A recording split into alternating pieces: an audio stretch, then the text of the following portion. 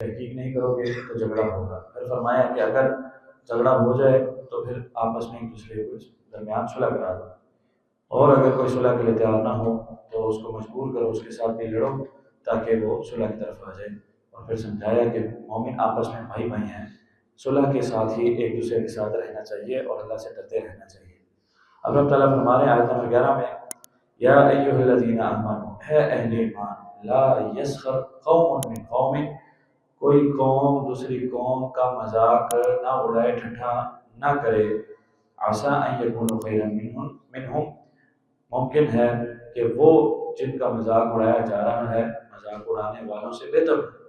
ولا نساء من نساء، اور نہ ہی عورتیں دوسری عورتوں کا مذاق اڑائیں، عسیٰ ان یکون خیرا منہن، ممکن ہے کہ جن کا مذاق یہ اڑا رہی ہیں وہ ان سے بہتر ہوں۔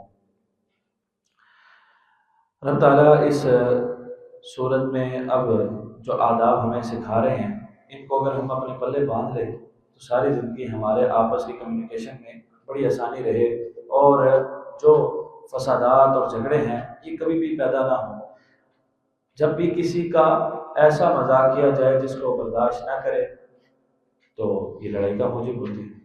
رب تعالیٰ یہاں پر یہ بات سمجھا رہے ہیں کہ ایک دوسرے سے ایسا مذاق نہ کرو جس میں اگلے کی تذلیل ہو، تحقیر ہو، اور وہ تم سے لڑ پڑے، اور یہ جان لو کہ جو مذاق اڑاتا ہے وہ خود کو دوسرے سے بہتر سمجھ رہا ہوتا ہے۔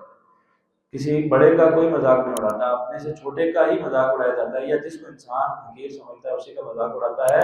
تو ایک تو یہ تکبر ہے، حضور نے فرمایا جس کے دل میں، جناب عبداللہ بن مسعود رضی اللہ عنہ راوی ہیں، امام مسلم رحمہ اللہ نے حدیث کو بیان کیا کہ جس کے دل میں ایک رائی کے دانے برابر بھی تکبر ہوگا وہ جنت میں نہیں جائے گا۔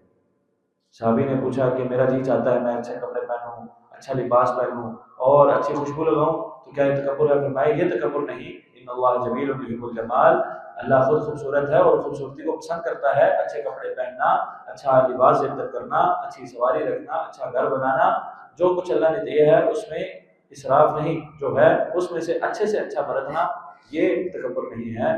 تکبر کیا ہے؟ بطر الحق وغمط الناس، انسان حق کو ٹھکرا دے اور دوسروں کو حقیر جانے۔ تو جو کسی کا مذاق اڑا رہا ہوتا ہے اور دوسرے کو حقیر جان رہا ہوتا ہے، تو کسی کو حقیر نہیں جاننا، کسی کا مذاق نہیں اڑانا۔ کیوں؟ کیونکہ جس کا مذاق اڑایا جاتا ہے اس کے اندر انتقامی جذبات پیدا ہو جاتے ہیں، اور اس کے نتیجے میں پھر جب انتقام کو لینے کے لیے کمر بستہ ہو جاتا ہے تو اس کا نتیجہ بہت برا نکل سکتا ہے۔ رب تعالیٰ نے اس کی بےخودی کر دی کہ بعد میں جو جھگڑا ہونا ہے پہلے ہی احتیاط کر لو۔ وَلَا تَلْمِزُوا أَنفُسَكُمْ، اور ایک دوسرے پر عیب نہ لگاؤ، حضور نے فرمایا کوئی آدمی کسی کے گناہ پر اگر اس کو عیب لگاتا ہے اور عار دلاتا ہے، یہ آدمی اس وقت تک مرے گا نہیں جب تک وہ گناہ جس کے حوالے سے ایک دوسرے کو عار دلا رہا ہے اس میں مبتلا نہ ہو۔ تو کسی کے عیب کو اگر آپ کے سامنے وہ آ گیا ہے، کسی کا عیب آپ کے سامنے آ گیا ہے، کسی کا عیب آپ کے سامنے کھل چکا ہے، کسی کا عیب اب آپ کے علم میں آ چکا ہے، اس کو چھپائیں، اس پر پردہ ڈالیں۔ اگر آپ پردہ نہیں ڈالیں گے تو اس کا نتیجہ بہت برا ہے۔ رب تعالیٰ اس سے منع فرماتے ہیں وَلَا تَلْمِزُوا أَنفُسَكُمْ، ایک دوسرے پر عیب نہ لگاؤ، وَلَا تَنَابَزُوا بِالْأَلْقَابِ، اور ایک دوسرے کو برے ناموں سے مت پکارو، ایک دوسرے کے مختلف لقب نہ رکھو۔ ہمارے معاشرے میں ہوتا ہے ہم کسی کی کوئی بات دیکھتے ہیں تو ایک بندہ کوئی نام رکھ دیتا ہے، وہ نام مشہور ہو جاتا ہے اور وہ اس بندے کو پسند نہیں ہوتا، ایسا ہوتا ہے کہ رب تعالیٰ فرما رہے ہیں وَلَا تَنَابَزُوا بِالْأَلْقَابِ، ایک دوسرے کے برے نام نہ رکھو جن سے تم انہیں پکارتے ہو۔ بِئْسَ الِاسْمُ الْفُسُوقُ بَعْدَ الْإِيمَانِ، ایمان کے بعد برے نام، یہ ایسے نام رکھنا یہ بری بات ہے، یہ اچھی بات نہیں ہے۔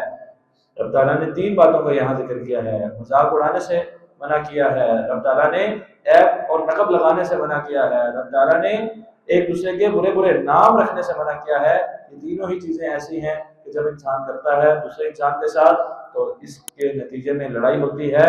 رب تعالیٰ نے لڑائی ہو جائے تو اس میں صلح کا بتایا ہے، اور پہلے ہی احتیاط، اگلی آیت میں رب تعالیٰ اس آیت میں ہمیں احتیاط سمجھا رہے ہیں کہ لڑائی سے بچنا ہے تو پہلے ہی ان کاموں سے باز آ جاؤ، اور وَمَن لَّمْ يَتُب، جو باز نہ آیا فَأُولَٰئِکَ هُمُ الظَّالِمُونَ، تو یہی وہ لوگ ہیں جو ظالم ہیں۔ رب تعالیٰ ہمیں عمل کی توفیق عطا فرمائے۔